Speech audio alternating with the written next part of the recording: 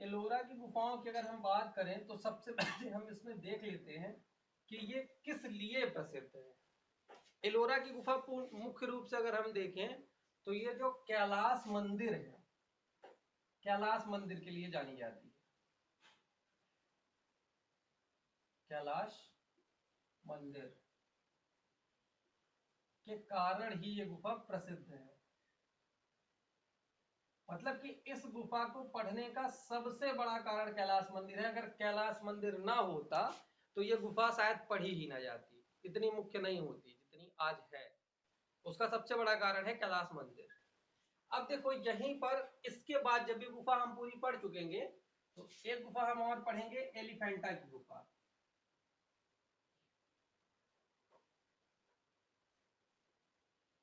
एलिफेंटा गुफा इसके बाद हम पढ़ेंगे, जब ये पूरी पढ़ लेंगे तब। तो एलिफेंटा गुफा मुख्य रूप से जानी जाती है त्रिमूर्ति शिव के लिए। त्रिमूर्ति शिव की एक प्रतिमा है, इसी प्रतिमा के लिए ये एलिफेंटा की गुफा जानी जाती है। अब देखो इन दोनों गुफाओं से 50% चांस है कि बस इन्हीं दोनों में से एक क्वेश्चन आएगा एग्जाम में। लगभग सबसे ज्यादा बार इन्हीं क्वेश्चन, इसी से रिलेटेड क्वेश्चन आया है। कैलाशनाथ मंदिर किस गुफा में है, एलिफेंटा त्रिमूर्ति कहां से प्राप्त हुई है, एलोरा में। तो दो चीज का बस अभी कॉन्सेप्ट दिमाग में बना के आप रखिए कि जो कैलाश मंदिर है वो एलोरा में है और त्रिमूर्ति शिव जो है वो एलिफेंटा में है। क्योंकि भगवान शिव से संबंधित ये भी है और शिव से संबंधित ये भी है। तो जो कैलाश मंदिर है वो एलोरा में है और जो त्रिमूर्ति शिव है वो एलिफेंटा में है। सबसे पहले ये कॉन्सेप्ट बना करके चलो, क्योंकि हो सकता है कि यहीं से क्वेश्चन आ जाए और इन्हीं दोनों में से क्वेश्चन आ जाए। 50% चांस है कि इन दोनों गुफाओं से यहीं से बनेगा क्वेश्चन। लेकिन अब हमें पूरी डिटेल में पढ़ना है, तो पहले हम एलोरा की गुफाओं के बारे में देखते हैं। देखो एलोरा की जो गुफाएं हैं वो महाराष्ट्र के औरंगाबाद में, जहां पर अजंता की गुफाएं हैं, महाराष्ट्र के औरंगाबाद में अजंता की गुफाएं भी हैं। और यहीं पर औरंगाबाद के पास में ही, औरंगाबाद से 29 किलोमीटर की दूरी पर और अजंता से 135 किलोमीटर की दूरी पर ये गुफाएं स्थित है। और अजंता की गुफाएं पूर्ण रूप से बौद्ध धर्म से संबंधित थी, लेकिन यहाँ पर कुल 34 गुफाएं हैं जो कि सबसे पहले बौद्ध धर्म, फिर बीच की गुफाएं ब्राह्मण धर्म और लास्ट की गुफाएं जैन धर्म से संबंधित है। कुल 34 गुफाएं यहाँ पर प्राप्त होती हैं और तीनों धर्म से संबंधित यहाँ पर गुफाएं हैं। तो हमको क्या करना है कि हमको उन्हीं 34 गुफाओं में से कौन कौन सी प्रमुख गुफाएं हैं, उसमें कौन सा चित्र मिला है, कौन सी मूर्ति मिली है और किस गुफा को किस नाम से जाना जाता है, कौन सी गुफा किस लिए प्रसिद्ध है, बस यही चीजें हमको इस पूरे टॉपिक में पढ़नी है। तो स्टार्ट करते हैं एलोरा की गुफाएं। तो एलोरा की जो गुफाएं हैं वो महाराष्ट्र, महाराष्ट्र के औरंगाबाद,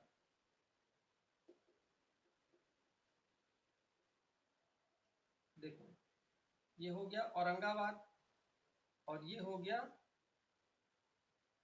एलापुर। एलापुर इसका प्राचीन नाम था, एलापुर, या इसको स्थानीय लोग बेरूल नाम से जानते थे। बेरूल भी इसका प्राचीन नाम था। तो औरंगाबाद से जब हम इसकी डिस्टेंस देखते हैं तो औरंगाबाद से ये बहुत पास है, 29 किलोमीटर, 29। और अजंता गुफा से जब देखते हैं, क्योंकि अजंता भी यहीं पर है, लेकिन अजंता से ये थोड़ी दूरी पर है। अजंता से जब हम इसकी डिस्टेंस देखते हैं तो आती है 135 किलोमीटर, 135। ये हो गई इसकी लोकेशन। एलापुर, एलापुर नामक स्थान पर सहाद्री पहाड़ी है, सहाद्री पहाड़ी है जो कि बेसाल्ट चट्टानों से बनी है। बेसाल्ट चट्टान से ये पहाड़ी बनी है और इन्हीं चट्टानों को काट करके कुल 24 गुफाएं यहां पर बनाई गई, सॉरी 34। 34 गुफाएं बनाई गई हैं जो कि 3 धर्मों से संबंधित हैं। अभी तक हम क्या देखते आए हैं कि लगभग 2 धर्मों से संबंधित था। बाघ गुफा पूर्णतः बौद्ध धर्म से संबंधित थी। बादामी गुफा हिंदू और जैन धर्म से। सित्तलवासन जैन धर्म से। सिगिरिया बौद्ध धर्म से। सिर्फ बादामी ऐसी थी जिसमें 2 धर्मों से संबंधित थी। अब ये गुफा ऐसी है जो कि 3 धर्मों से संबंधित होगी। सबसे पहले बौद्ध स्टार्टिंग में, फिर है ब्राह्मण और फिर है जैन। इन तीनों धर्मों से संबंधित ये गुफाएं हैं, कुल 34 गुफाएं। अब क्रम है, देखो अभी इसको छोड़ो, क्रम यहाँ पे नहीं। अब 34 गुफाएं ये जो है ये तीनों धर्म से संबंधित है। अभी डिटेल में हम देखेंगे कि कौन सी बौद्ध धर्म से है, कौन सी ब्राह्मण धर्म से है, कौन सी हिंदू धर्म से है। लेकिन एक बार थोड़ा सा कॉन्सेप्ट बना लेते हैं। लोकेशन हो गई, किस पहाड़ी पर है, किस चट्टान को काट करके बनाई गई हैं, कितनी गुफाएं बनाई गई हैं, किस धर्म से संबंधित हैं और ये किस लिए प्रसिद्ध है। तो देखो यहां पर ब्लर आ रहा है सभी को, एक मिनट, अब सही है।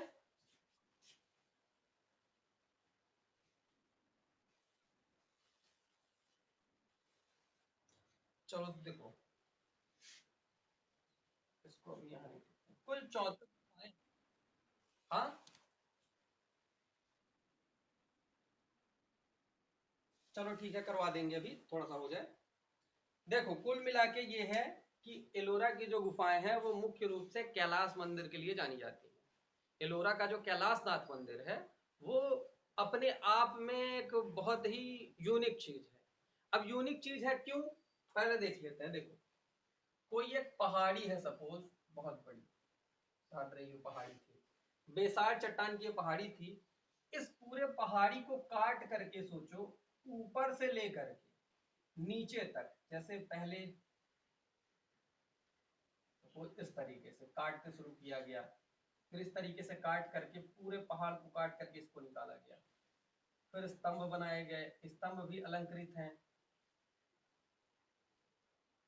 फिर इनके अंदर अलंकृत द्वार, फिर अंदर गुफाएं, और मतलब काफी अलंकृत ये मंदिर पूरा बनाया गया। और इस पूरे चट्टान को मतलब एकाश्म, एकाश्म चट्टान, यानी कि ये पूरा एक पर्वत था, यानी कि पूरा एक ही चट्टान थी। इसी चट्टान को काट करके पूरा मंदिर तैयार किया गया। और ये मंदिर बहुत ही खूबसूरत है। इसकी देखो पिक हम ग्रुप में शेयर करेंगे, आप लोग देखना, देखे भी होंगे।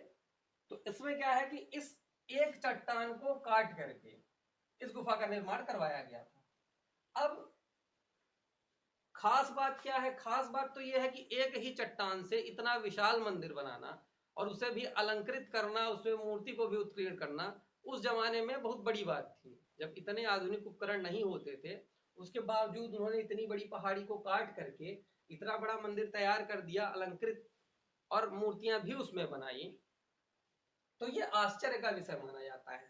फिर दूसरी चीज, अब ये पहाड़ी अगर देखा जाए तो इतने एरिया में काट दी गई है, बस किनारे किनारे पर्वत बचे हैं, बीच का पूरा पत्थर निकाल करके उस पूरे को मंदिर बना दिया गया है। अब सोचो सबसे बड़ी बात यह है कि जब यहां पर पत्थर काटे गए होंगे, कोई भी एक पहाड़ी है, अगर बहुत बड़ी पहाड़ी है, अगर हम उसको काट करके वहां पर कुछ बनाना चाहें, तो जब हम किसी भी चीज का निर्माण करेंगे तो पत्थर तोड़ेंगे तभी तो कुछ बनेगा। तो पत्थर अगर तोड़ेंगे तो टुकड़ों के ढेर होने चाहिए। जैसे ये अगर पूरी पहाड़ी जिसको तोड़ तोड़ करके ये हिस्सा अगर निकाला गया तो यहाँ पर टुकड़ों के ढेर होने चाहिए, होने चाहिए ना।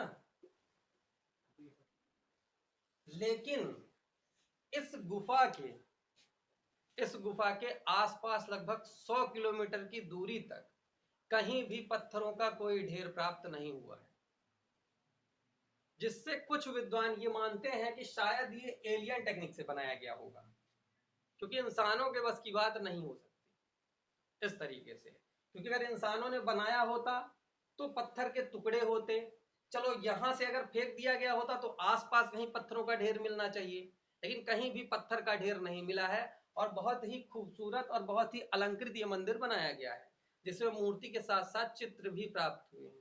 लेकिन मुख्य रूप से ये जो मंदिर है, यानी ये पूरी गुफा जो है मुख्य रूप से इसी कैलाश मंदिर के कारण प्रसिद्ध है। अब जब कैलाश मंदिर के कारण ये गुफा प्रसिद्ध है, तो अब अगर एग्जाम में आता है कि ये चित्रकला, मूर्तिकला या स्थापत्य कला, इन तीनों में विशेष रूप से किसके लिए प्रसिद्ध है, तो क्या सही होगा? तीनों। स्थापत्य कला। क्यों? क्योंकि कैलाश मंदिर के कारण ही इस गुफा को जाना जाता है, और त्रिमूर्ति शिव की मूर्ति के लिए एलिफेंटा गुफा को जाना जाता है। ये दोनों क्वेश्चन अभी कॉन्सेप्ट बना लो, हो सकता है यहीं से 50% चांसेस हैं कि इन्हीं दोनों में बनते हैं क्वेश्चन यहाँ से। कैलाश मंदिर और त्रिमूर्ति शिव, त्रिमूर्ति शिव एलिफेंटा में है और कैलाश मंदिर एलोरा में है, तो ये खास बात है इसकी। तो हम इसमें देख रहे थे लोकेशन, ये भी अजंता के पास ही महाराष्ट्र में औरंगाबाद जिले में ही स्थित है।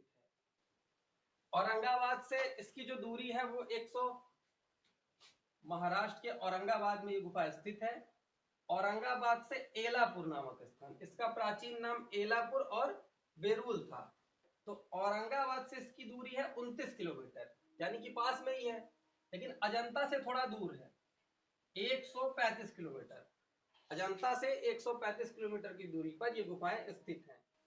ये गुफाएं सहाद्री पहाड़ी पर, सहाद्री या सहाद्री कहीं कहीं मिलता है, तो सहाद्री पहाड़ी पर बेसाल्ट चट्टानों को काट कर 34 गुफाएं बनाई गई हैं, जहां पर हमें चित्रकला, मूर्तिकला और स्थापत्य कला तीनों का संगम दिखाई देता है। संगम मतलब कि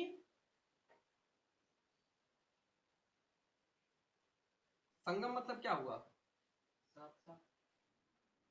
हाँ, मतलब यहाँ पर तीनों चीजें हमें मिलती हैं एक ही जगह पे, एक ही गुफा में चित्र भी मिल रहे हैं, मूर्ति भी है और बहुत अच्छी वो गुफा को अलंकृत भी किया गया है। तो तीनों चीजों का अद्भुत संगम दिखाई देता है। लेकिन मुख्य रूप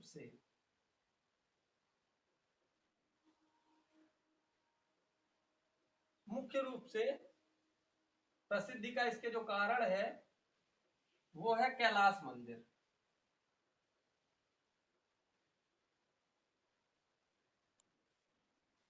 इस कारण ये जो गुफा है वो मुख्य रूप से स्थापत्य कला से के लिए प्रसिद्ध मानी जाएगी।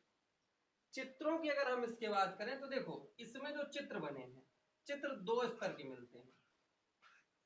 एक स्तर में ऐसे चित्र बनाए गए हैं जैसे अजंता में चित्र मिलते हैं, एक स्तर में तो अजंता जैसे चित्र प्राप्त होते हैं, और दूसरा स्तर जो है वो अपभ्रंश शैली में, यानी जैन शैली में चित्र बनाए गए हैं, उस तरीके के चित्र मिलते हैं। तो दो हिस्से में है, एक स्तर में जो चित्र है वो अजंता शैली जैसे हैं,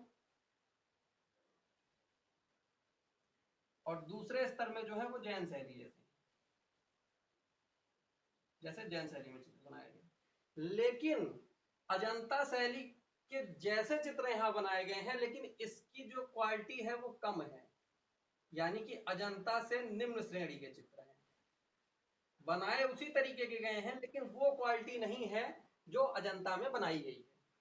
इसीलिए भारतीय चित्रकला की बात आती है तो अजंता का नाम सबसे पहले लिया जाता है, एलोरा का नहीं। तो यहाँ पर जो चित्र प्राप्त हुए, चित्रों की संख्या बहुत कम है, लेकिन फिर भी जो चित्र प्राप्त होते हैं वो दो स्तर में प्राप्त होते हैं।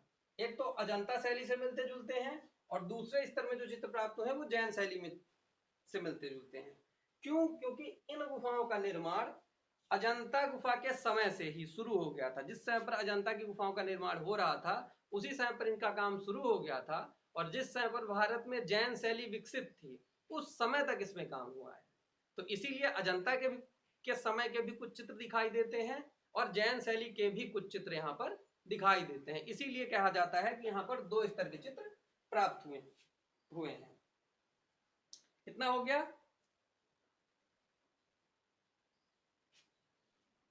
अब देखो, इसके प्राचीन नाम को देख लेते हैं एक बार फिर से। प्राचीन नाम इसका आता है कई बार। देखो, एलोरा से एलापुर, एलापुर तो वैसे भी समझ में आ जाता है कि एलोरा ही होगा, लेकिन ये बेरुल, ये इंपॉर्टेंट है, इसको ध्यान रखना क्योंकि ये डिस्टर्ब करता है। एलापुर तो आप लगा ले जाओगे कि एलोरा ही होगा। बेरुल, इसका प्राचीन नाम एलापुर और बेरुल था, जहां पर 3 धर्म से संबंधित गुफाएं प्राप्त होती हैं। कौन कौन सी? सबसे पहले कौन सी हैं? बौद्ध, स्टार्टिंग की, फिर ब्राह्मण, फिर जैन।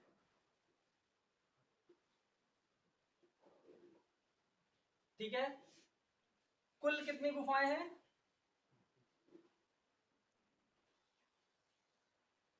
कुल 34 गुफाएं हैं। इस 34 गुफाएं में शुरू की 12 गुफाएं, 1 से लेकर के 12 नंबर तक की गुफाओं का संबंध बौद्ध धर्म से है, 1 से लेकर के 12 तक।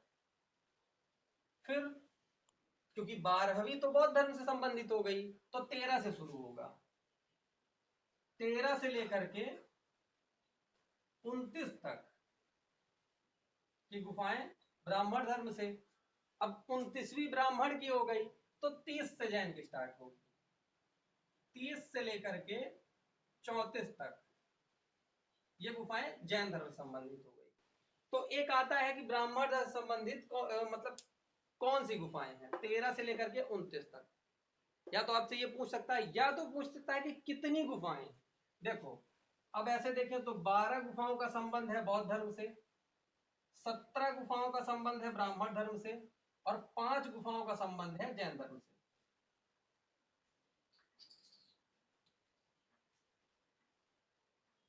दोनों 5 14, 34 हो गए टोटल। ये समझ में आया?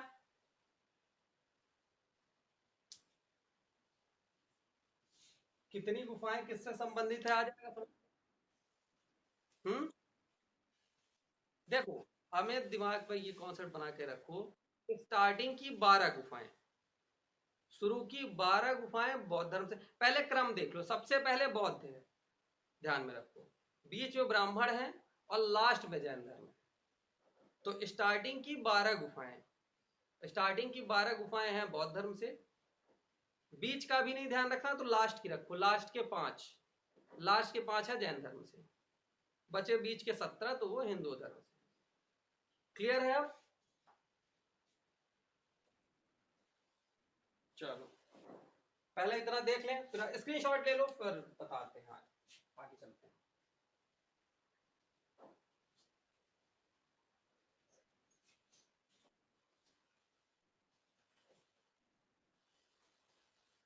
हो गया?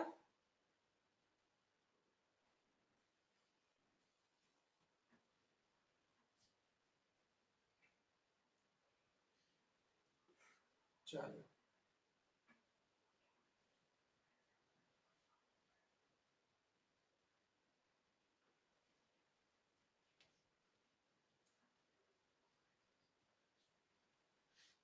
देखो देख लेते हैं फिर एक बार। एलोरा की गुफाएं कहां पर हैं बताइए? औरंगाबाद के किस गांव में? एलापुर का प्राचीन नाम क्या था? बेरुल। औरंगाबाद से कितनी दूरी पर है?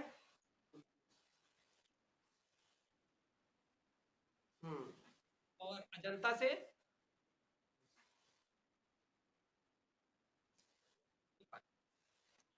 किस पहाड़ी पर स्थित है? सह्याद्री पहाड़ी पर कौन सी चट्टानें हैं? तो बेसाल चट्टानों को काटकर कितनी गुफाओं का निर्माण कराया गया है? 34 गुफाएं। अब ये गुफाएं किन किन धर्मों से संबंधित हैं?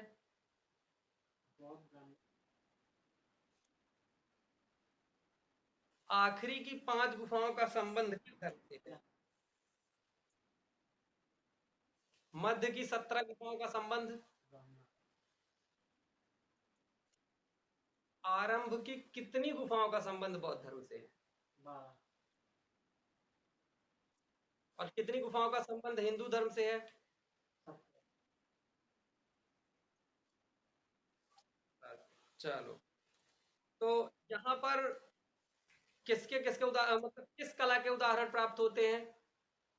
चित्रकला।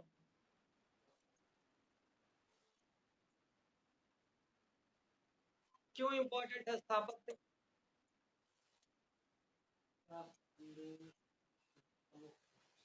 अब अगर आ जाए कि कैलाश मंदिर का निर्माण किस चट्टान को काट कर करवाया गया है? बेसाल चट्टानों को काट कर करवाया गया है। इसका प्राचीन क्या था?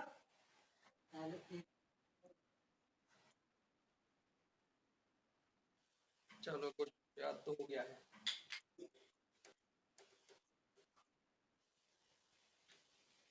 अब देखो अपन आगे चलते हैं।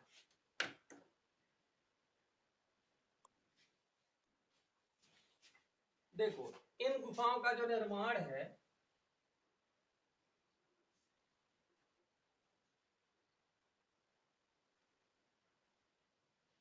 राष्ट्रकूट राजाओं के द्वारा,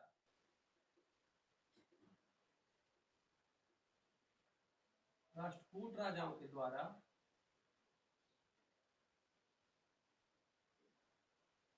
चौथी शताब्दी से लेकर के 12वीं शताब्दी तक,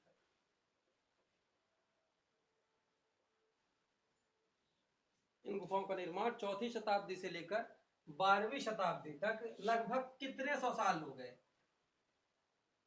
काउंट करके बताओ। एक शताब्दी में कितने साल होते हैं? 100 साल। तो कितने साल हो गए?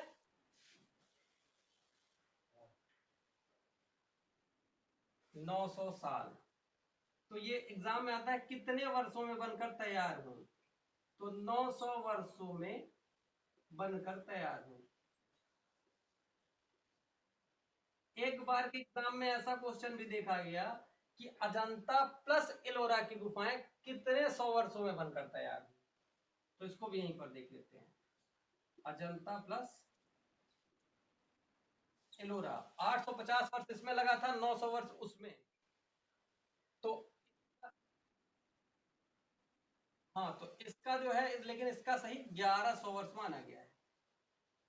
1100 वर्षों में बनकर तैयार हुई अगर दोनों का आता है तो। अब तीनों का हमें देखना है, तो देखो अजंता का आएगा तो 850, एलोरा का पूछेगा तो 900 वर्ष, और अगर अजंता प्लस एलोरा दोनों का पूछेगा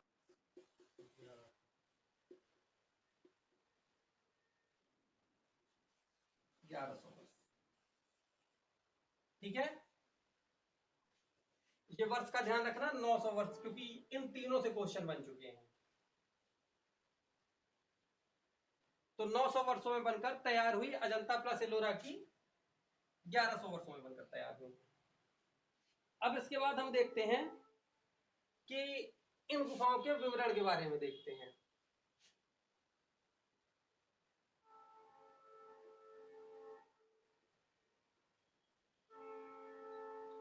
की बात करें तो कुल गुफा है 34। 34 में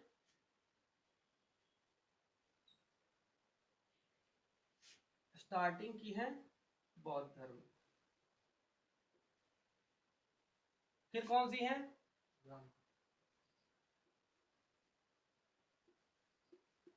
फिर कौन सी है?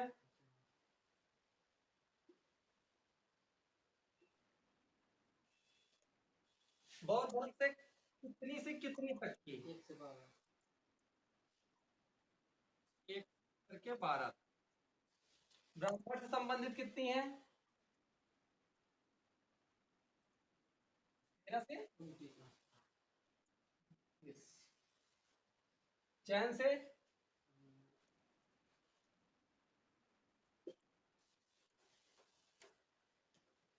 जैन धर्म से संबंधित कितनी है? 30 से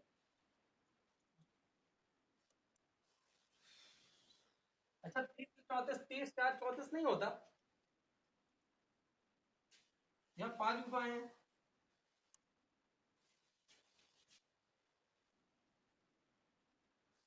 इसीलिए 5 हो जाते हैं। इसमें कितना हुआ 17, उसमें 5, तो टोटल हो गई हमारी 34। कितना हुआ? अब देखो, अब हम थोड़ा सा और पहले हम देख लिए कि कुल 34 गुफाएं हैं। बंद कर दो माइक सब लोग, थोड़ा सा आवाज आ रही है, सभी लोग अपना माइक बंद कर दें।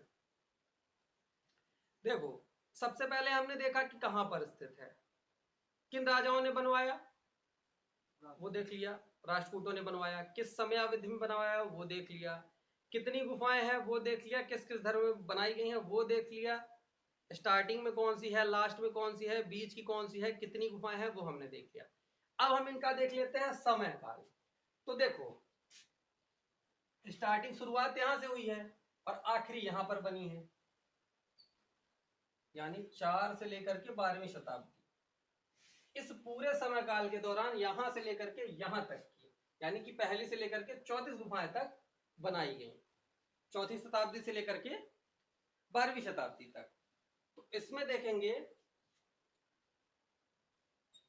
4 से 4 दूनी 8, जस्ट डबल कर दिए, तो चौथी से लेकर के 8वीं शताब्दी के अंतर्गत निर्माण हुआ है बौद्ध धर्म से संबंधित गुफाओं का। क्यों? क्योंकि देखो, अजंता में जो चित्रकारी हुई थी वो किस समय हुई थी, पहली और दूसरी की समय काल बताओ, पहली और दूसरी गुफा का समय काल क्या था अजंता के? हाँ, 7वीं शताब्दी से था, यानी 7वीं शताब्दी तक तो अजंता में काम हुआ है। इसीलिए बौद्ध धर्म से संबंधित अजंता में काम हो रहा था, तो वहां का देख करके यहाँ भी काम हो रहा था। तो स्टार्टिंग में जब तक गुप्त वंश का शासन था उस समय तक तो यहाँ पर भी इन्होंने काम करवाया बौद्ध धर्म से संबंधित। फिर आते हैं ब्राह्मण, तो ब्राह्मण की बात होगी तो देखो 8वीं शताब्दी तक यहाँ काम चला था, 8वीं के बाद यहाँ से शुरू हुआ 8 से लेकर के 10 तक, 8वीं से लेकर के 10वीं शताब्दी तक काम चला ब्राह्मण धर्म से संबंधित गुफाओं में। और 10वीं शताब्दी के बाद हम देखते हैं तो लगभग जैन शैली का समय काल आ जाता है, और उस समय पर लगभग पाल शैली और जैन शैली, दो शैलियां भारत में विकसित हो चुकी थी, और यह हिस्सा मध्यकालीन भारत में आ जाता है। तो यहाँ पर जब पाल शैली और जैन शैली विकसित हो चुकी थी, इसीलिए कुछ चित्रों में बाद में हम देखते हैं कि दूसरे स्तर में जो चित्र बनाए गए उसमें जैन शैली का प्रभाव दिखाई देता है। क्यों? क्योंकि पहले तो अजंता शैली चल रही थी और लास्ट में इस समय अवधि के आते आते जैन शैली का आरंभ हो गया था। तो इसका समय काल हम देखते हैं तो 9वीं से 12वीं शताब्दी के मध्य इसका निर्माण हुआ है। यह समझ में आ गया?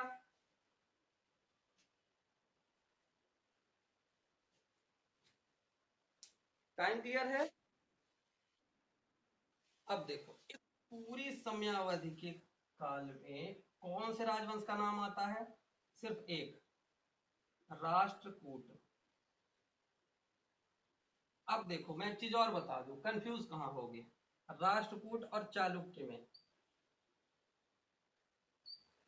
जो स्टार्टिंग में पढ़ रहे हैं देखना, हालांकि आप समझ जाओगे कि गुप्तों ने यहाँ काम नहीं करवाया, कुषाण ने नहीं करवाया, मौर्य ने नहीं करवाया, इन्हीं दोनों में कंफ्यूजन होगा। तो एक चीज आप ध्यान रख लो कि जिन्होंने अजंता में काम करवाया है, जिन राजाओं ने अजंता में काम करवाया है, जिस वंश ने अजंता में काम करवाया है, उस वंश का यहाँ पर बिल्कुल भी कोई भी रोल नहीं है। चालुक्यों ने अजंता में काम करवाया है, इसका यहाँ पे कोई मतलब नहीं। राष्ट्रकूट राजाओं ने कहीं और निर्माण करवाया अभी तक हमने जितनी गुफाएं पढ़ी? नहीं, कहीं नहीं पढ़ा भाई। बाघ की बात होती है तो बाघ का निर्माण किसने करवाया था? गुप्त काल में। बादामी चालुक्यों के काल में। तलवासन पल्लवों के काल में। सिगिरिया गुप्तों के समकालीन धातु सेन ने बनवाई थी श्रीलंका के राजा। तो अभी तक चालुक्यों का कहीं नाम नहीं आया, नहीं, राष्ट्रकूट। सॉरी, राष्ट्रकूटों का कहीं नाम नहीं आया। तो राष्ट्रकूट ही है जो एलोरा की गुफा में है, और इन्होंने ही कैलाश मंदिर का निर्माण करवाया है। सबसे बड़ी चीज कैलाश मंदिर का निर्माण करवाया है कृष्ण राय प्रथम, या कहीं कृष्णदेव राय प्रथम देता है। ठीक है, इतना समझ में आया। फिर आगे पहले इसको थोड़ा सा और डिटेल में देख लेते हैं। अभी इसको सिर्फ कैलाश मंदिर अभी बाद में देखेंगे। अब देखो, अभी तक हमने देखा कुल 34 गुफाएं। 34 गुफाएं 3 धर्म से संबंधित, बौद्ध ब्राह्मण जैन। बौद्ध धर्म संबंधित 1 से लेकर के 12वीं तक, ब्राह्मण 13 से लेकर के 29 तक, जैन 30 से लेकर के 34 तक। संख्या अगर पूछे तो 12 गुफाएं बौद्ध धर्म से, 17 गुफाएं ब्राह्मण धर्म से और 5 गुफाएं जैन धर्म से संबंधित है। फिर समय काल पूछे तो हमने यहाँ पर पढ़ा 4वीं शताब्दी से लेकर के 12वीं शताब्दी तक। तो 4वीं से लेकर के 12वीं शताब्दी तक में पूरा काम हुआ है। तो पहले में 4 उसका डबल कर दो 8, तो 4वीं से लेकर के 8वीं शताब्दी, फिर 8 से 10 पहुंचा दो, तो 8वीं से 10वीं के बीच मध्य का काम हुआ, फिर 10वीं से 12वीं इधर 2 कर दो। तो इस तरीके से हमारा समय काल हो गया। किसने बनवाया है? राष्ट्रकूटों ने बनवाया है। अब हमें क्या करना है कि 1 से लेकर के 12 गुफा, इन 12 गुफाओं में कौन इंपॉर्टेंट है? 13 से लेकर 29 गुफा, इनमें से कौन सी इंपॉर्टेंट है? और 30 से लेकर के 34 गुफा, इनमें से कौन इंपॉर्टेंट है? क्योंकि 34 गुफा हम पढ़ेंगे नहीं। अजंता में 30 गुफाएं थी, तो हमने 30 गुफा तो पढ़ा नहीं, हमने उन्हीं गुफाओं को पढ़ा जिनमें कुछ खास बात थी। उसी तरीके से एलोरा की गुफा में भी हम उन गुफाओं को पढ़ेंगे जो कि इंपॉर्टेंट है, जिनका की कुछ इतिहास में नाम दर्ज है या उसकी कुछ खास बात है, उन्हीं गुफाओं को पढ़ेंगे। तो अब हम देख लेते हैं कौन कौन सी गुफाएं महत्वपूर्ण है। पहले इतना अभी जितना हुआ है इसमें कोई कंफ्यूजन तो नहीं, क्योंकि देखो अभी तक अजंता और एलोरा यही 2 गुफाएं ऐसी हैं जो कि बड़ी हैं। इन पूरी गुफाओं में जितनी गुफाओं को हमने पढ़ा, अजंता और एलोरा यही 2 बड़ी हैं, जिसमें अजंता बहुत बड़ी है, एलोरा उससे कम, मतलब उससे छोटी है, ये कह सकते हैं। तो हमें ये दोनों बहुत अच्छे से तैयार करना है, अजंता और एलोरा। जबकि सही तरीके से पूछा जाए तो यहाँ का सिर्फ एक क्वेश्चन कैलाश मंदिर, अजंता की गुफा संख्या 16 में है, बस यही क्वेश्चन बार बार आया हुआ है। लेकिन हमें क्या करना है कि हमें एग्जाम के पर्पज से पूरी तैयारी करके चलना है कि कहीं से भी पूछे, मेन चीज तो हम याद करके चल ही रहे हैं। और अगर उसके बाद भी जो चीजें हैं हमें हर चीज कवर करके रखना है कि कहीं किसी के साथ क्विज खेल रहे हैं या कहीं किसी से बात हो रही है किसी टॉपिक को लेकर के या किसी गुफा के बारे में, तो हम बता सके कि हाँ हम भी इस चीज के बारे में पढ़े हुए हैं। तो हम देखते हैं डिटेल किसमें है क्या।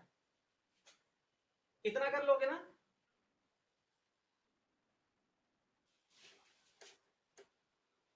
याद करते चलो, मैटर की टेंशन मत लो, जैसे हम बता रहे हैं सेम टू सेम मैटर में भी ऐसे ही लिखा गया है। आप में कोशिश करो दिमाग में चढ़ाने की।